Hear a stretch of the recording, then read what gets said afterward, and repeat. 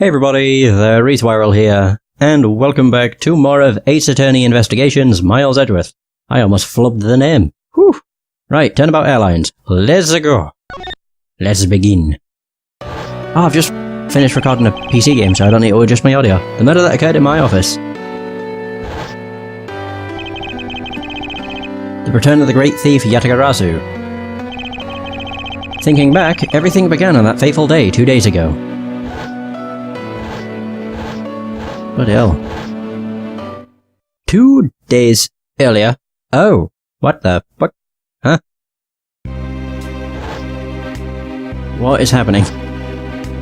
Well, we're going back in time! God, this is super confusing. Is that called iFly? Yes, everything began high up in the air, 9,000 feet in the air, to be precise.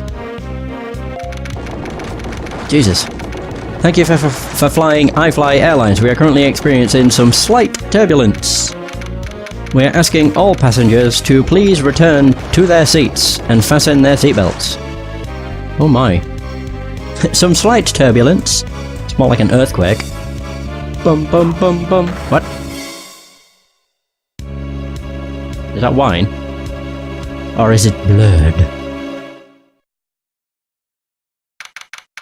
Oh god. I don't know. It could be anything. Alright, so we have March 12th, 6:13 AM. Flight I-390, first floor lounge.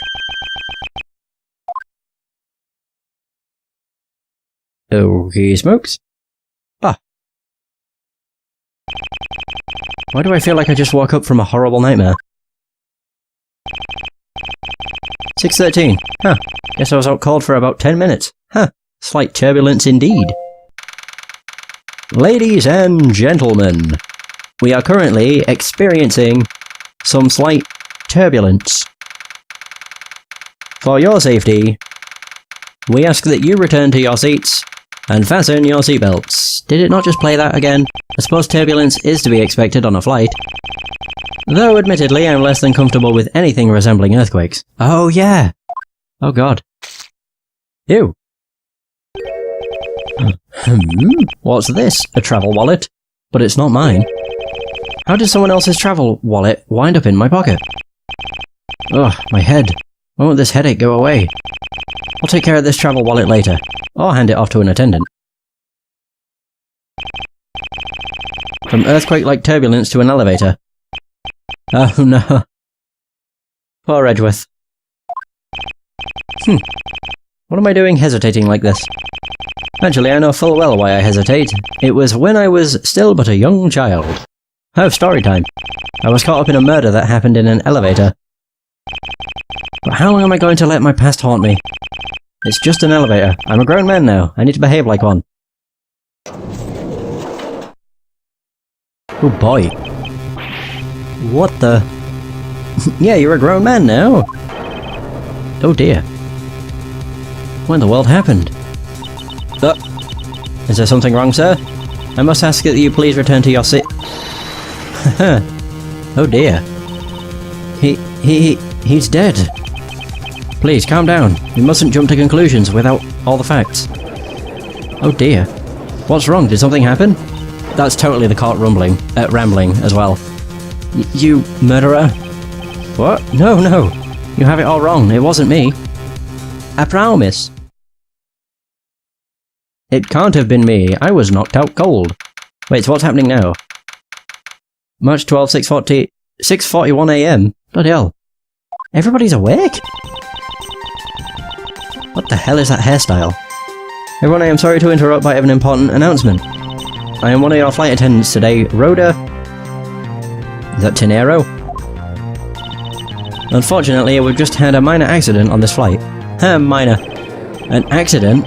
Don't treat us like we're stupid. I caught a glimpse and it was a murder. What? Murder? What's going on with this flight? Everyone, please calm down. There's no reason to panic. This flight will stay on course and make its scheduled landing. We are still currently in the middle of a rough patch of turbulence. So, until we are out of this area of turbulence, I ask that you please remain seated. But Someone was killed, right? I mean, what about the killer? Let me off. Let me jump. Please, there is no need to feel threatened. We have already apprehended the culprit. Ha ha ha. I ask that everyone please remain calm. What the heck is he talking about? Why should we remain calm? My name is Miles Edgeworth. I am a prosecutor and I assure you that I am not the killer. Ha! Being a prosecutor doesn't make you incapable of murder, buddy. Now you listen here. I am not the killer. I simply found the body. So you say, however, I am sure that you are the perpetrator of this crime. I swear on my honor as a professional flight attendant. Oh, is that right? I know what I saw. And there's even very strong incriminating evidence to back me up. What kind of incriminating evidence is she talking about? We've already alerted the proper authorities at our destination. Until we land, you will remain in our custody by the powers vested in our captain. I'm very sorry, but please understand our situation. Your situation? I'm more concerned with mine and the direction it's going in. I'm not about to just sit idly by while I get accused of murder. Okay, that's a really weird... It looks quite bad. Edgeworth, where are you looking? Her face is up. Look up, goddammit. Miss Tenero, is it? Yes. It just looks weird, because of where his eyes are and the position of her sprite. I was wondering if you might give me a chance. A chance to do what? A chance to plead my case. And a chance to ask what you meant by incriminating evidence just now. To accuse a passenger of such a grave crime without allowing him to give a proper defense. Can the professional flight attendant inside of you really call this action righteous? You have a point. Very well, I'll listen to what you have to say. But be wary of what you reveal. I'm afraid you'll only look even more suspicious if your explanation fails to satisfy. I also do not have the time of day to deal with you, or have the time to deal with you all day, so please make it quick. Of course, as you wish. Good, very well then. Let's get started. I know for a fact that I didn't kill that man in the elevator. What I don't know is what sort of evidence she has up her sleeve. But I'm certain it doesn't fit with how the crime really occurred. Yeah, what could this incriminating evidence really be? What Miss Tenero saw. I swear to tell the whole truth as a professional flight attendant. Well, fortunately for you, Mr. Edgeworth, I am certain that you are the killer. The scene I saw in front of the elevator. It was you, standing there with fresh blood dripping off the murder weapon. So if you would please cooperate, we'll turn you over just as soon as we land.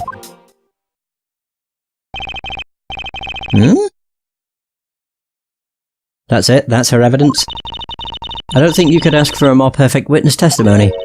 Wouldn't you agree, Mr. Edgeworth? Not really. It's hardly perfect when there's a gaping hole in it. Wait, how am I supposed to present anything when my hands are tied?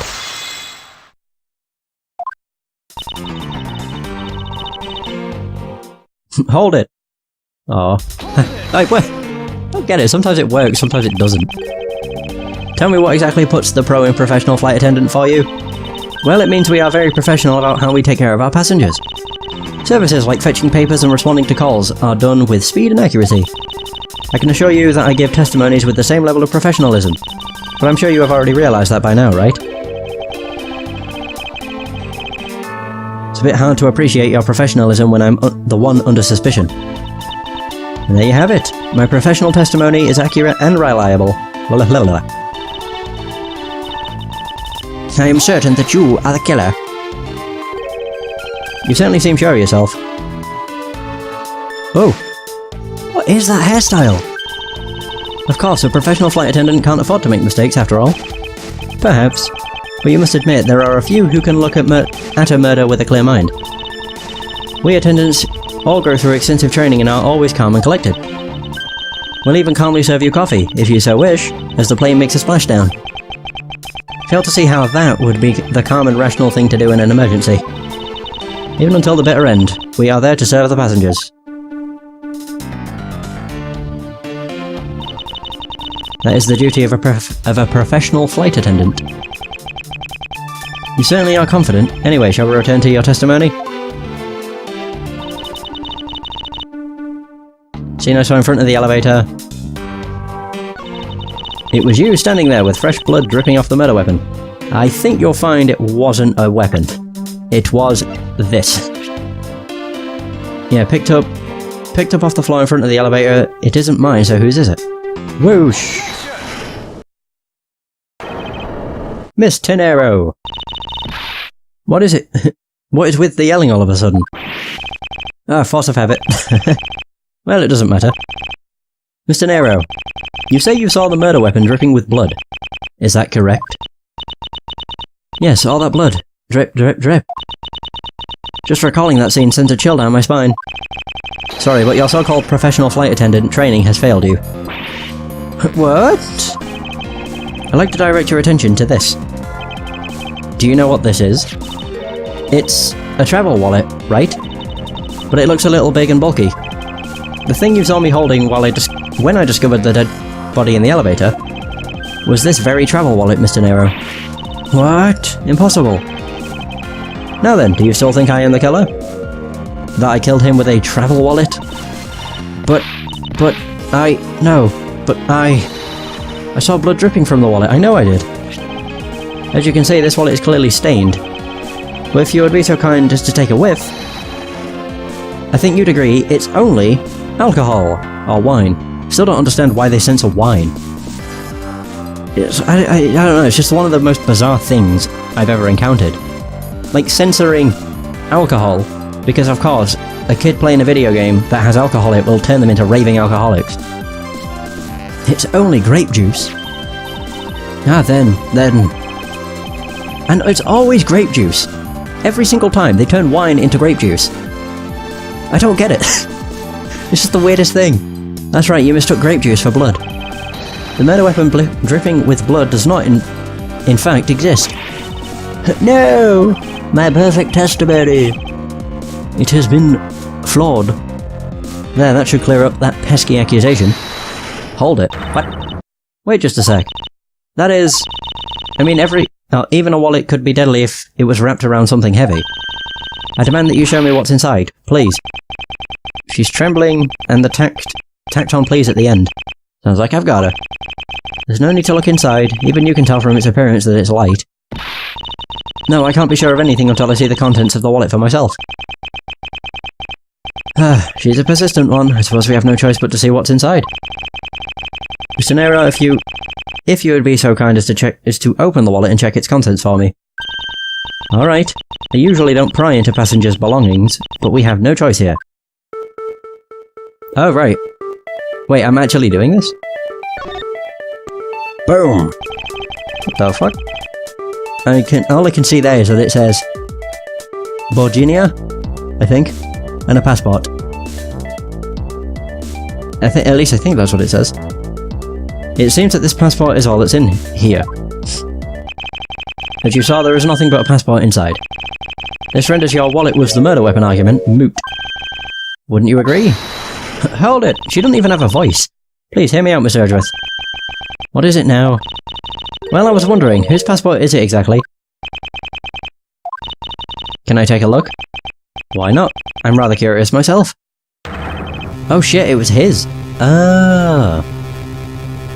Yeah, Virginia. Okay, cool. I'm assuming that's what it is, Virginia. This is... just as I thought. This travel wallet belonged to Mr. Ackby Hicks, which makes it the victim's property. Ah, very good. Are you shitting me? You stole the victim's wallet. Didn't you? How dare you? You said it yourself. You claimed to be holding this wallet in your hands when I found you. Perhaps I did misconstrue the wallet for the murder weapon, but it seems that I wasn't wrong about who the culprit is. You've got to be kidding. What the heck? Okay, Mr. Nero's logic. It's flawed. As you claim, the murder weapon is not the travel wallet. However, it is something you stole from Mr. Hicks after you were done with the vile deed. I found it hard to believe myself, but your motive was very simple. You were out to steal Mick's money, weren't you? What? So even though I didn't have the murder weapon on me, you still suspect me, I see. You stood up at the crime scene with the victim's wallet in your hands. How can I turn a blind eye and not suspect you of foul play? I mean, she has a point, but still, it's kind of stupid. Alright, so, her logic is still stupid. And flawed. Bum bum. As you claimed, the murder weapon is not the travel wallet. Wait, oh, why am I reading it? Okay. I might as well just press everything. It's fun. Shouldn't that be proof enough for you that I did not murder the victim? Not at all. Oh, and why not? Because that wallet may not have been what I thought it was. What? It is something you stole from Mr. Hicks after you were done with the— Yeah. Hold it. You think I stole it? Yes, I'm very sorry to say it. And I wouldn't usually be so rude, but it must be said. I never thought I'd see the day, but here I am calling a passenger a thief. Maybe I should put on a serious face and say it more directly. I believe you removed the wallet from the victim's personage. It really doesn't matter how you phrase it. What I'd like to know is why you think I stole Mr. Hicks— or Hicks's wallet. Hard to believe myself, but your motive was very simple. You wanted his money! I don't think I have any sort of motive to speak of. I never met Mr. Hicks before, and our only connection is this one flight. But that is more than enough of a reason. How do you figure? He was sitting in first class, and I think the implication is quite clear. You wanted his money! But if I wanted to steal his money, then surely I would have just taken what's on the ground. What the hell did he get hit by? Yeah, I would have just taken what was on the ground. You silly goose. I wonder if I might get a word in, Mr. Nero. But what is it now? Mr. Nero? I wonder if you noticed the contradiction with your own testimony. What are you talking about? It's simply impossible that the motive for this murder was monetary theft. One glance at the crime scene should have told you that. What about this crime? What about this scene would prove that the motive for the murder was not the money? Any of this. You know, literally any of this money. Would you look at this? It's a note! If I may direct your attention to the things strewn all over the floor. Ah. That's right, the floor is covered in bills and coinage. By your rationale, these were the very things the killer was after. I think we can assume that the wallet fell during the victim's struggle with his killer. And I would think that the killer would have noticed something like money scattering everywhere. Furthermore, as you can see, there was no effort made by the killer to gather the money. But the wallet... Objection! Ah yes, the wallet. You will also recall that the only thing in it was Mr. Hicks' passport. If you are really insisting that it was a crime based on greed, then you're claiming that it was all for an empty travel wallet. Forgive me! Oh my god. Jump into conclusion. Hey, what the heck? Are you saying the attendant's wrong? So that guy isn't the killer? Huh, don't believe it, everyone. It's a trick. Will you all please be quiet? Mr. Nero? Yes? You lost your cool when you saw the dead body. Plus, the lounge was dark, and looking into the light from the elevator, it's easy to see how you mistook the wallet in my hand for the murder weapon. I take no offense that you thought that I was the killer. Mr. Edgeworth. Thank you for releasing me. Yeah! What the fuck? What is it now? Excusey? He's talking in wingdings. Mr. Nero, if you could please translate, I'd be much obliged. It sounds like Borginian, but I don't understand any of it. There's another attendant on this flight who... I said that he's giving you the run... he is giving the runabout. I don't require an interpreter, I speak English just well, see? You, the attendant. Yes, sir. I want this person to be under the arrest until we arrive at the airport.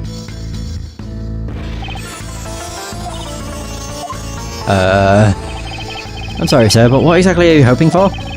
What is it you want? I'm finished talking to the likes of you. Please, I would like to hear why you would like me to be held under arrest until we land. You, how dare you try to waste my time? You're the one who stuck your nose into my affairs. I wanted to spend even at least one more second with my precious art. I have no time for other things. I know what you are, I see through you. Insolvent. Yes, I'm pretty sure that's how you say it in English. Well, I'd hope that I don't dissolve in water. But I don't think that's what you meant. I'm sorry, but I don't think I caught your name. I am Zinc LeBlanc II. I am a very wealthy... Oh, the second it would be, not two. The second iteration. I am a very wealthy man in the Borginia. In the Borginia. But I'm not an ordinary rich man. I am an art dealer. A rich seller of beauty. Mr. LeBlanc, what did you mean just now? Pardon? When you said that Mr. Edgeworth was giving me the runabout. I have to explain? Unbelievable. I will say it once and only once. I do not have even a second to waste. Time is money, as they say. Yes, and yet you continue to blather on. I saw it, yes I did. I saw the victim go into the elevator. Going down to the lounge. It was exactly at 6 o'clock. And what's the significance of that time? At 6, he says. Wait, you saw him at 6? What's the matter, Mr. Edgeworth? He understands, I see. Miss Attendant, what time did you discover the body? Well, it was a little after the patch of turbulence, so I would say around 6:15. Ah. Hicks was his name, was it? When I say that man Hicks was killed in the 15-minute time span. And the only person in the lounge at that time was this prosecutor, yes?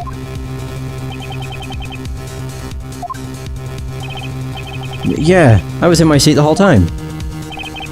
Me too. I was watching the movie and enjoying a fine glass of grape juice. Ah, it just makes it seem so stupid. I was drinking fruit juice.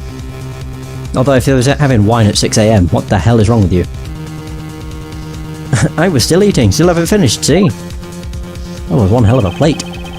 The other passengers have an alibi, so you have no problem with them, I suppose?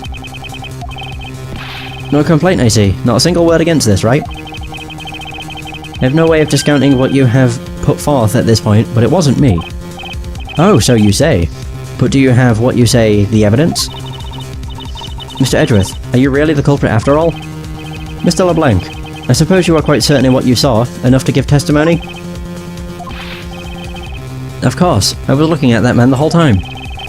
He was playing with that annoying little, small machine the whole time.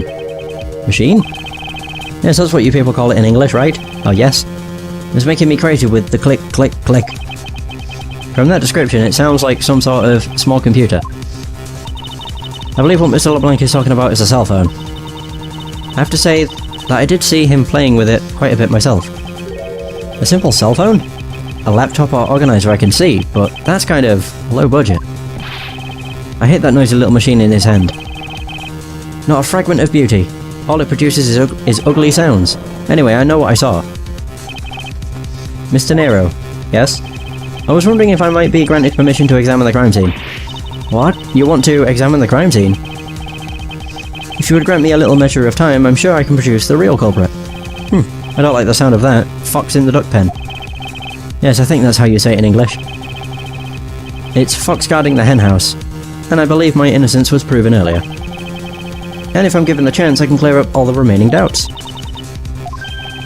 Mr. Nero, if you wait until we arrive, there is a good chance that some evidence will have been destroyed by then. I understand. Let me see what the captain has to say. This should not be approved. Please, Mr. LeBlanc. In an emergency, all decisions are to be made by the captain alone. Now please wait here while I go ask the captain what to do. I'll be right back. There she goes. You're not planning to erase evidence when you are doing your investigation, yes?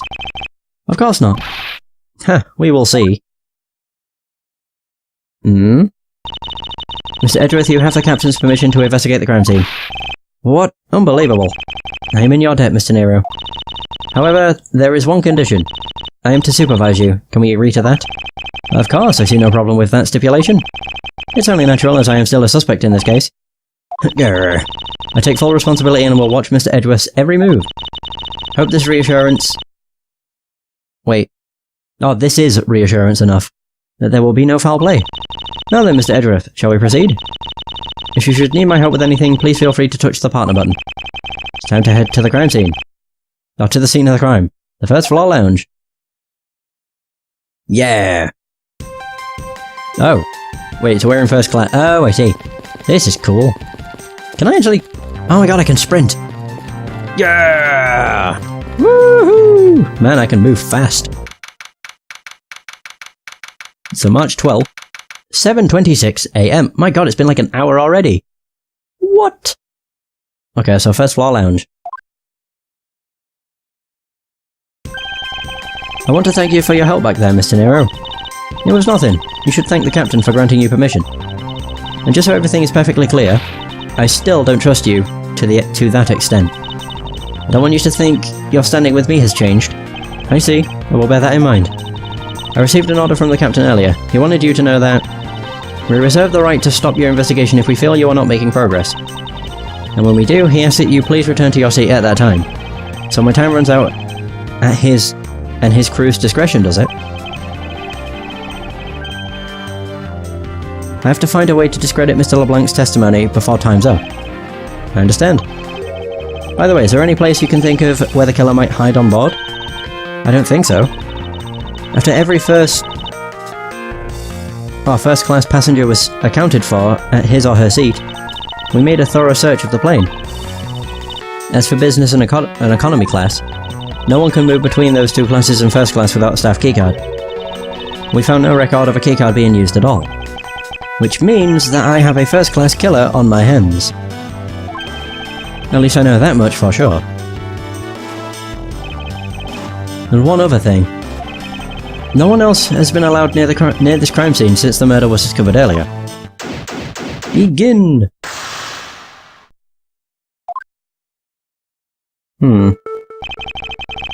Now then, let's get started. But where should we start from? Let's start with Mr. LeBlanc's statements. The crime occurred between 6 AM and 6:15.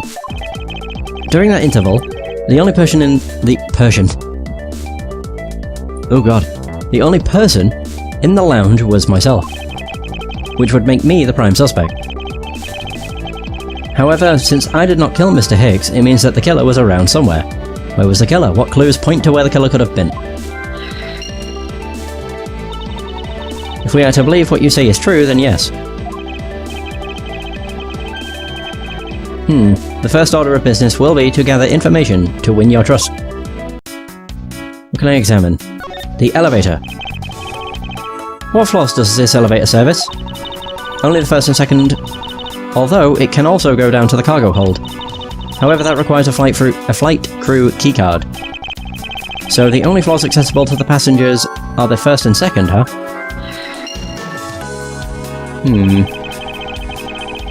I won't rest until I've inspected every suspicious-looking nook and cranny. Right, well this thing's super suspicious. What is this sinister-looking figure on the floor here? No, that's a piggy bank of our company mascot, Mr. I Fly. It's just one of the many pieces of merchandise we sell at our in-flight shop. This bank is a limited edition, and is so popular that we are down to our last one. You have an in-flight shop? Yes, it's just beyond the lounge to the right. The shutter to the store is closed at the moment, but it was open the whole flight, up until Mr. Hicks' body was discovered. There's blood on here. Could this have been the murder weapon? So murder weapon Mr. I Fly. The blood on it is still fresh. Could this be the murder weapon? Right, another thing I think is next to the money, which is, I think that's the phone. Maybe. Right, so money is strewn all over the floor of the elevator. I would guess it was all in Mr. Hicks' wallet at some point. Oh, wait, that's not the phone? Really? I doubt anyone was expecting to find a dead body in an elevator on this flight. So Mr. Hicks, he's really dead? Yes. She's trembling, although I can't fault her for that when there's a corpse right there. Mr. Hicks, if you're really dead, then please answer yes. Wait, what?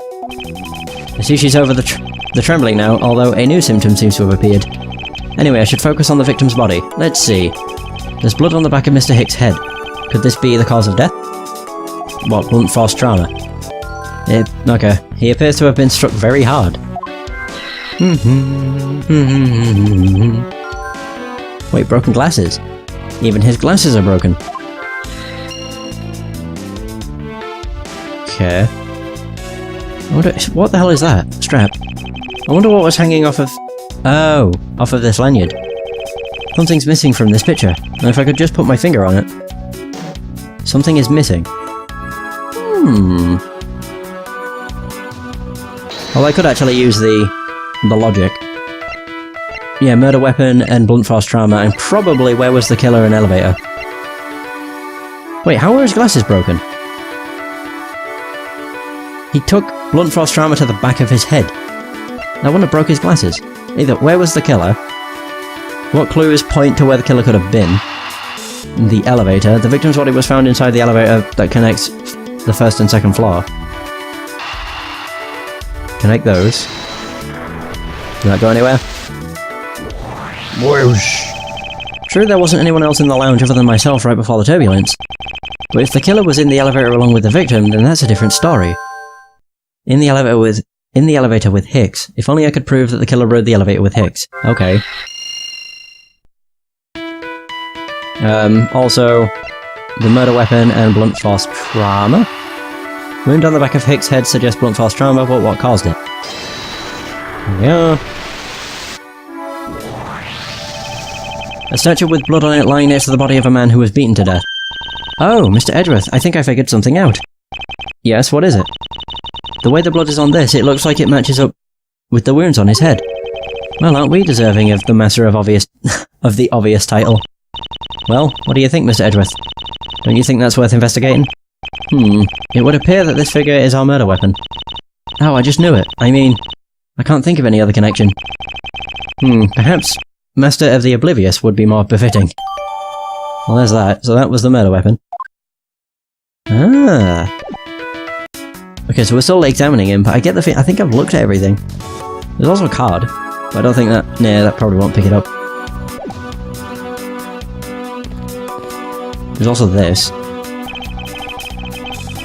There's some spilled grape juice in front of the elevator. Oh wait, footprints! I didn't even notice them. I assume it was spilled during the turbulence. Someone must clean that up or someone might get hurt. Aha! What is it, Mr. Edgeworth? I found some very important evidence. Okay, yeah, this. Footprint. Take that! Take that!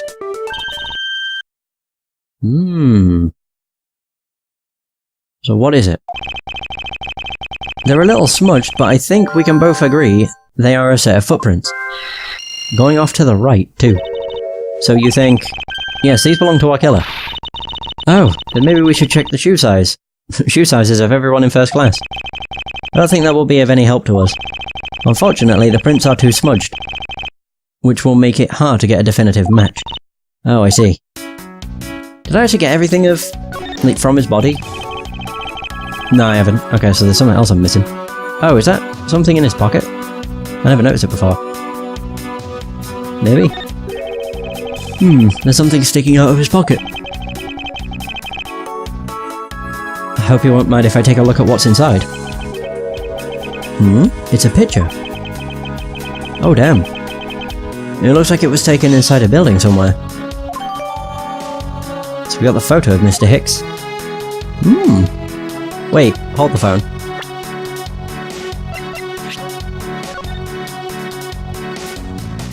Is that his phone? I think so. So I can actually deduce. Oh no, not that point. Crap. No.